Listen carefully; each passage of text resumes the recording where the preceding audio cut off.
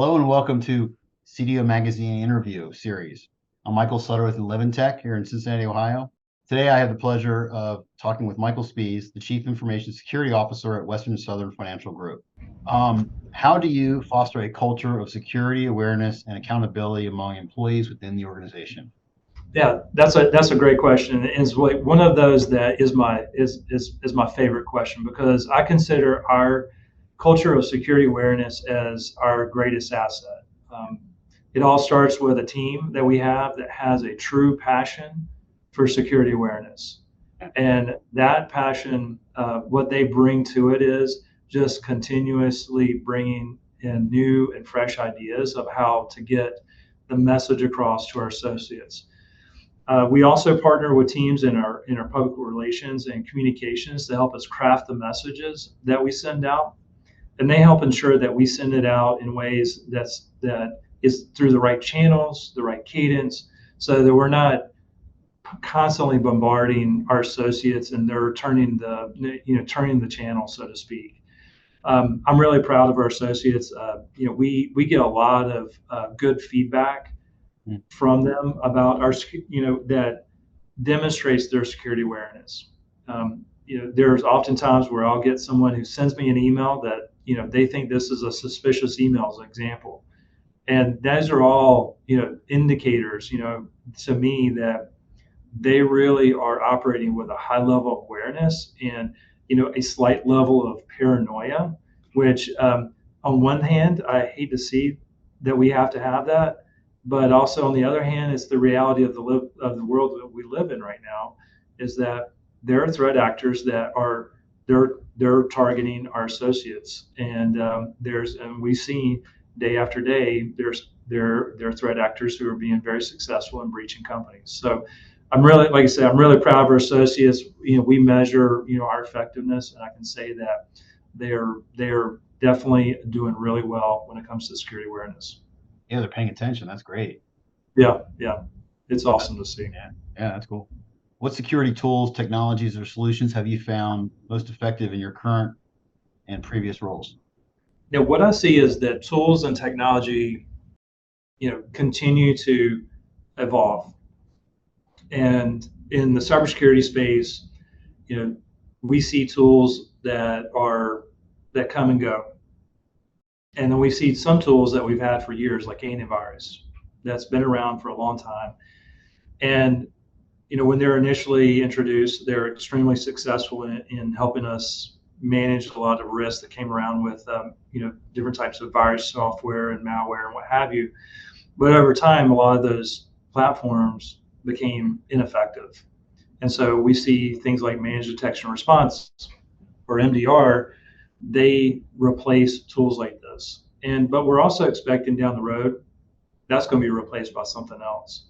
So I guess my point is that there's always going to be the new tool in town that's going to be the most effective. And I think the point I'd want to get across is how important it is to ensuring that you're doing the basic blocking and tackling, right? It's the security awareness is probably the key. It's the key foundational as an example. It's access control.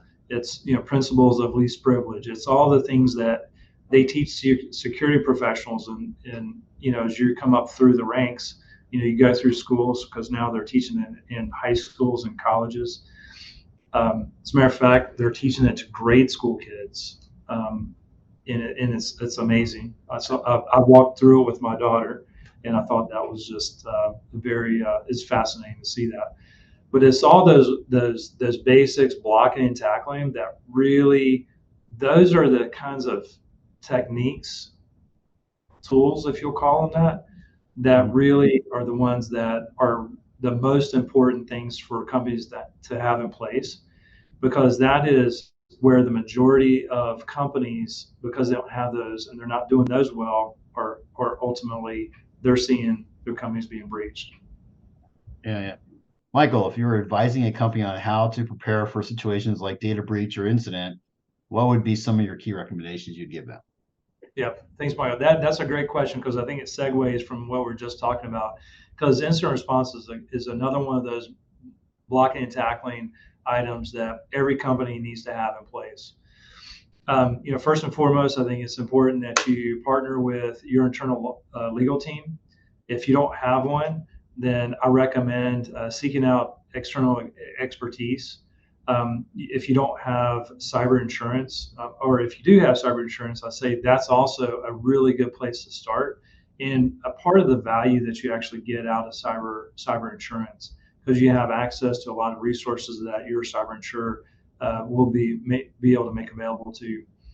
Through them is developing, what your plan is going to ultimately be. There's a lot of resources that are out there that gives you, essentially the template that most companies can adopt. I think from there is about taking that template, making it your own, ensuring that you have good communications in place so that if something were to occur, it takes down your instant messaging, your email, what have you, that you have a way that you're going to be able to communicate, so that you have each other's cell phones, a call list, you can send each other text messages, what have you. The other part of that is once you have this together is working on tabletop testing. So making sure that you have, you go through that at least on an annual basis, if not more. Engaging external third party is another good way of doing tabletop tests. They can help identify gaps that you may have because they do this on a regular basis with other companies. They also are typically involved in responding to incidents. In many cases, I've seen this myself, is that they'll come in all fresh off of a case. They'll come up with a scenario that's based on a real life example. So I think that that's a really good way of continuing to mature an incident response program, once you've developed it yourself. And ultimately, I think the last thing I'll say is that, keep in mind that your incident response plan needs to, have be focused on how you would respond to an incident that happened to you as a company, but you also need to make sure that you have plans in place of how you would respond if a third party that you do business with is compromised and they have your data, because you may have, certain obligations as a part of doing business with them to your customers, which you're entrusting them with your data with. So it's important to have that as a part of your plan. Again, internal legal team, external law firm, having them engaged, I'd say, is a critical component to it as well. Yeah, no, that's great information. How do you stay informed about emerging technologies?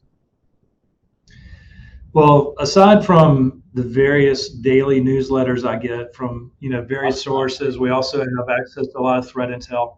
I'd say it's my fellow peers here locally within Cincinnati. We have a very strong CISO community where we get together on a periodic basis, virtually as well as in person. So I think that has been probably one of the best resources for me. Also within our industry, we have a similar peer group that we interact with and meet up on a periodic basis. Again, that has been where I get the best information, particularly like what's working for your company, what's not working for your company, and having a lot of really good conversations and a lot of good information sharing. So yeah, no, what's working, what's not working, that's important as well too. So yeah, absolutely. Yeah, most importantly, what's not working, right? In your opinion, what are the most significant cybersecurity threats and challenges facing organizations today, and how do you propose to address them? Yeah, I think right now what's on a lot of people's mind is artificial intelligence. We look at it as how can we leverage it as we continue to evolve and grow our program, first and foremost.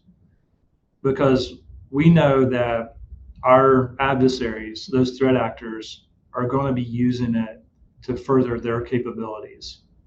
So how are we going to start embracing it as an organization, as a whole? How are we going to embrace it as a cybersecurity team so that we can also increase our capabilities within our tooling, within ourselves, what have you? We have a lot to stay on top of. We have a lot of things that we got to pay attention to. And, there's an aspect that there's a lot of promise that's being, there's a lot of that's out there, with artificial intelligence, and I think there's a lot of opportunity. And I say that this is the area where I'm personally putting a lot of my attention in making sure that we're staying on top of. It's taking a lot of your time to handle the AI stuff, right? Yeah, yeah, yeah. It's exciting because there's a lot of opportunity there. You can see very quickly that it's going to turn itself into its own industry. It's going to definitely have a lot of a lot of neat opportunities for the various areas. And again, I think cyber is no different than all the others. Yeah, yeah. Is there anything you want to add to any of this, or? No, I just want to say that I really appreciate your time and appreciate CDO Magazine having us, do the interview, and it's been really really great time. Thank you. Appreciate it. All right, thanks, Michael.